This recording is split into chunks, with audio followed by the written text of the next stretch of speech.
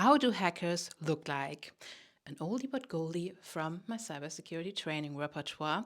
And most people doing this training still think that a hacker is a guy in a black hoodie sitting in a basement with a lot of screens, and from this basement attacking companies around the world and trying to steal business information and private data. And this image might be a bit outdated while still used in films and television shows, but you have to be aware that when you still always think about this image, you're totally on the wrong way when it's about protecting your company. Like, these are not the people you are trying to get out of your IT infrastructure. The ones you should have an eye on are actually the ones who have a more business interest, like who might not have the tech skills but are able to buy a full-blown attack against your company or also your whole industry. Or the ones who have a political interest, like the so-called hacktivist, that somehow don't like your company, don't like your leadership, don't like the clients you work together with, don't like whatever, or just had the crazy idea that whysoever your company is the enemy or you are the enemy. Or you have the script kiddies. And thanks to all this information we have on the internet nowadays, script kiddies are much better trained than they have been 10, 20 years ago, because now you can find a video or a course on everything on the internet.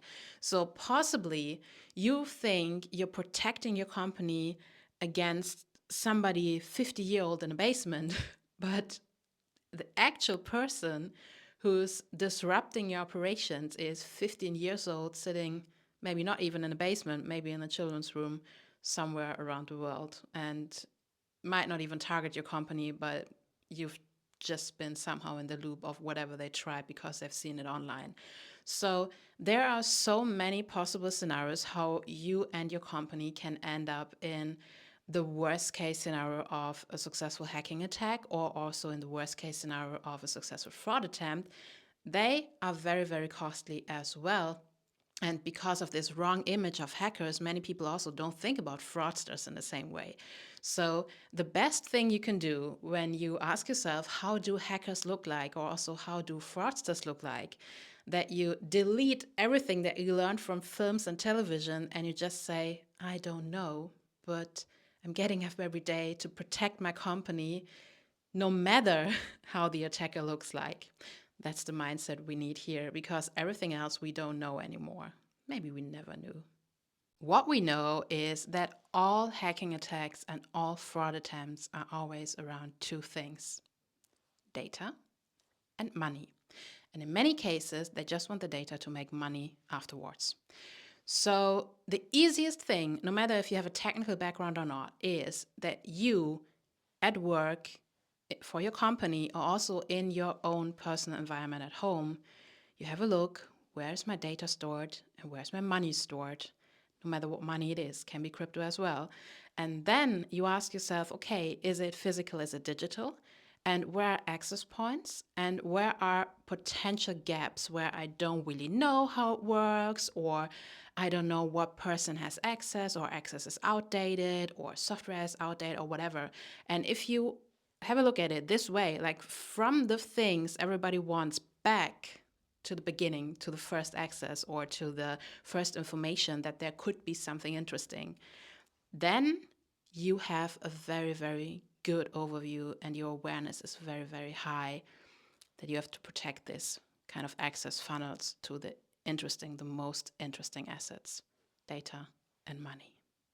When I got my first computer 30 years ago, actually nobody was talking about cybersecurity, and hacking was pretty much around phone lines and not so much about computers. But with the evolution of the internet, there also was the evolution of cybersecurity, with antivirus on CD and later the firewalls. And now we're talking about dynamic cybersecurity strategies and systems. So there was so much of an evolution. And with AI, we're bringing this on the next level, and we're already having an eye on quantum computing and quantum security. So there's always something going on. But the most important that you have to understand is that with all these technical discussions, in the meantime, that's just let's say 30 to 50% of what we have to focus on when building a working cybersecurity strategy. The other 50 to 70%, also depending on your business model, is fraud, digital fraud, mainly based on AI these days. So, of course, we have to take care of the technical side, securing and hardening IT infrastructure and also secure development. And all of this is a big task and a lot of work. And on the other side, we also have some more additional work to protect a company, an IT environment, yourself, your household, your family against all these fraud attempts based on AI. So we're seeing a shifting, very dynamic attack scenario, and it just means that it's more work. Like, it's not shifting totally from technical attacks to fraud attempts, but we have to have an eye on everything nowadays, and we have to protect digital infrastructure and our own information against all of these different possible attack scenarios. And therefore, we need the technical side, we need the operational side, and we also need to have an eye on like the evolving threat scenarios around AI fraud. Welcome to the new world. And I will also let you know when quantum computing is becoming a big thing for your industry. One thing is to find proof that there's a hacking or fraud attack against your company going on. The other thing is to find proof that there's nothing going on and you're not affected by any such things.